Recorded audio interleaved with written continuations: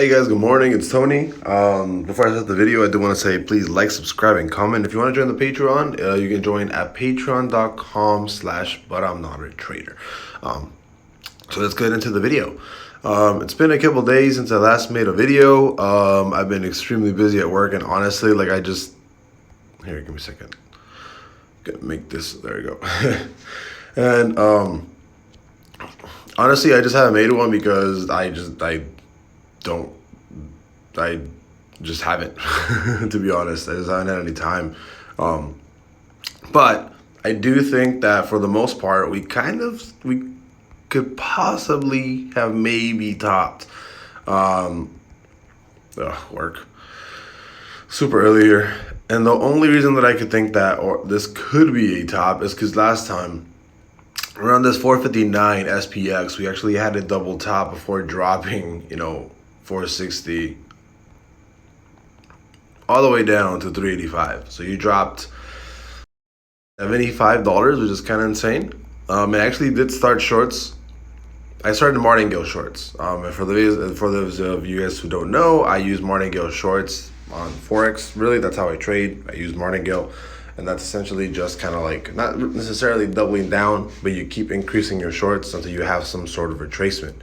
And I started my martingale shorts here. I'm actually up right now about I'm not going to say, but I'm actually up, starting my martingale shorts here at 459 on that little drop that we had back to 458, right? Obviously, I'm in profit, and I do think that we are probably headed back to 450 or so.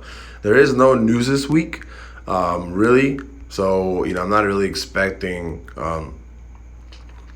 too much influence on the news side for us to actually, go up or down extremely hard.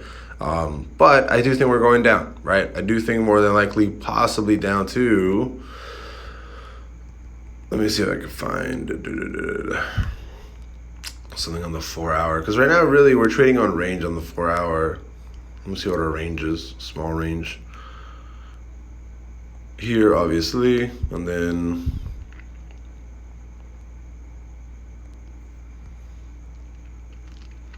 yeah, really, that's our full range. We don't really have too much going on, honestly. And then obviously you have this.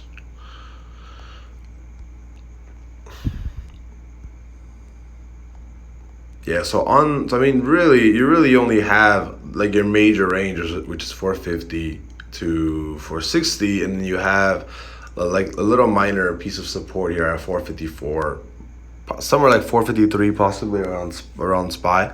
But I do think we're probably going to come down from here. I'd be 100% comfortable with shorting SPY like today, right? Let me see if this thing actually loads. QQQ, same thing. I think that you actually have some pretty decent resistance here at 384. You haven't broken those highs, and I think you're probably headed down to 375. More than likely 373 and 368 to close that gap, right? That's just kind of how I'm looking at things right now. It does look like you're going to come back down. And on the daily, right, you do have some nice little resistance or support there. You have supports right here on QQQ right there, and then more support right there. There we go.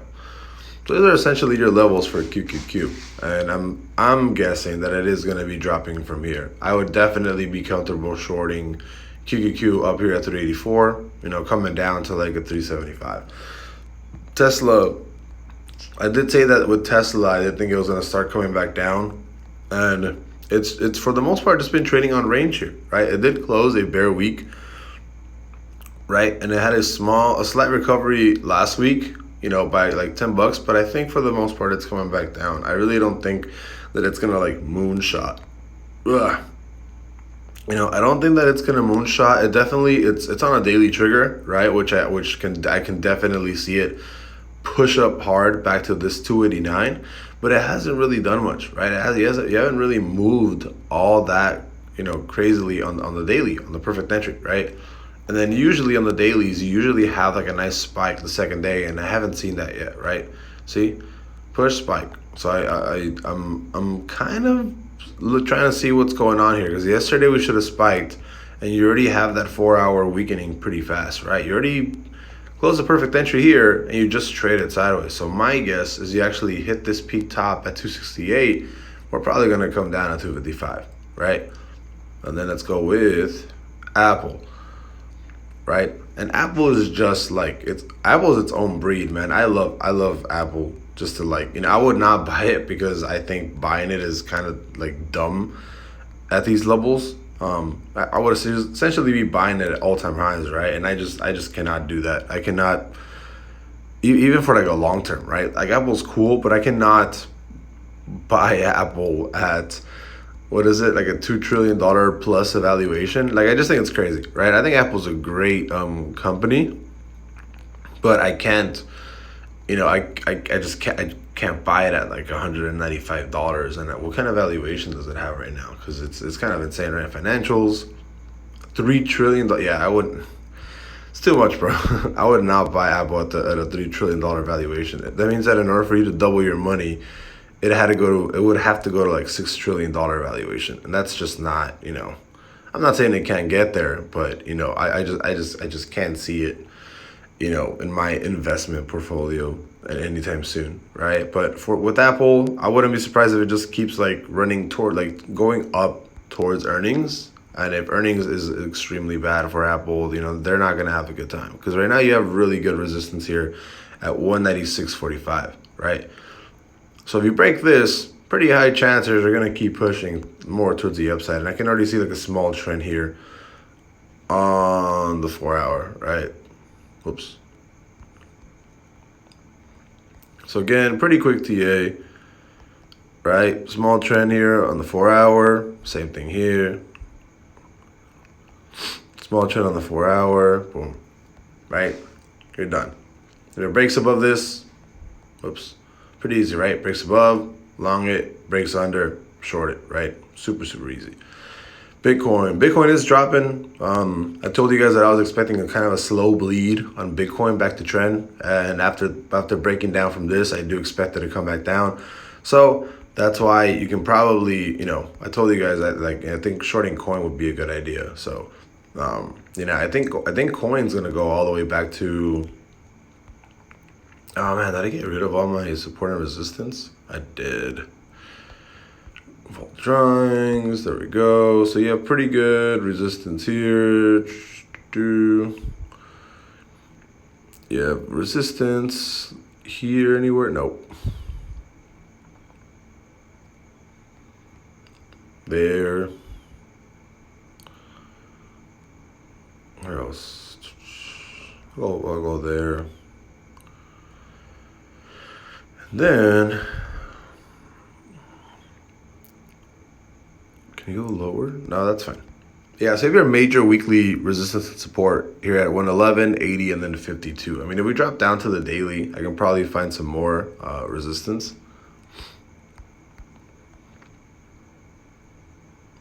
Oh, there you go. You have some right there. And you have some more right there, so like around that area. So you have pretty good support here at around 79.83, because you actually have like double support here. When I say double support, let me get rid of this one.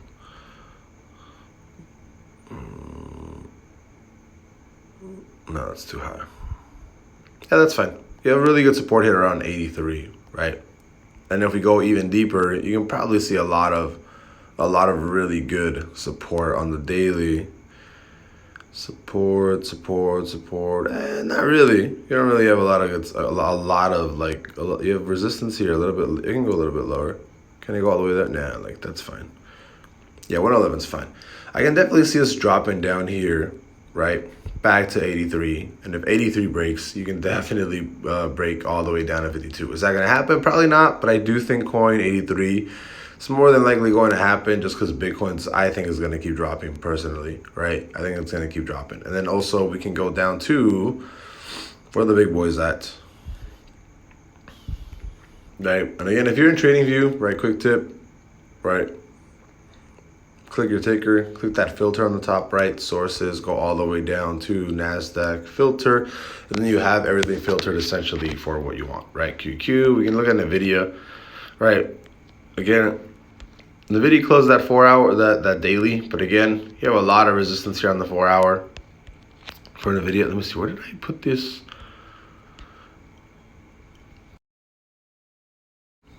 How am I running this support and resistance? What was I doing yesterday?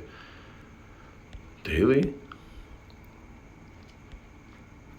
Daily, 4 hour, yeah, not even, I wasn't even, that's crazy.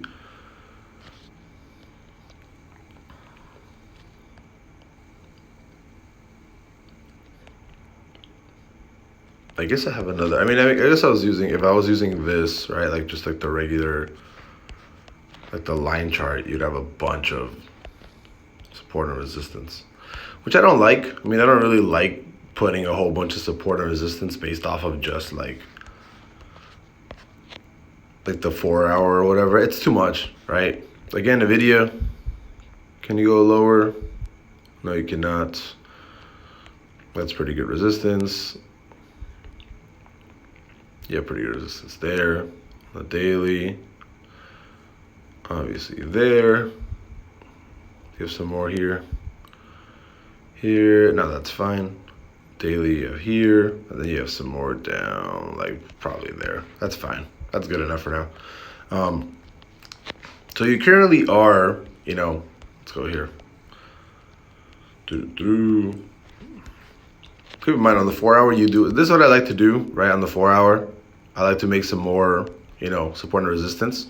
Because essentially what's going on is if you have, multiple ranges of where this is actually like crossing over, it gives you a really good understanding of how much support and resistance there is, right? So right here, you actually have like your most recent, right? You actually have double support everywhere on the 4 hour. You went from the daily to the 4 hour, right?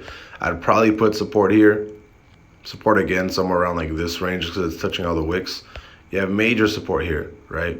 On the 4 hour. So you have double support on 406, double support on 441, and then double essentially everywhere, right?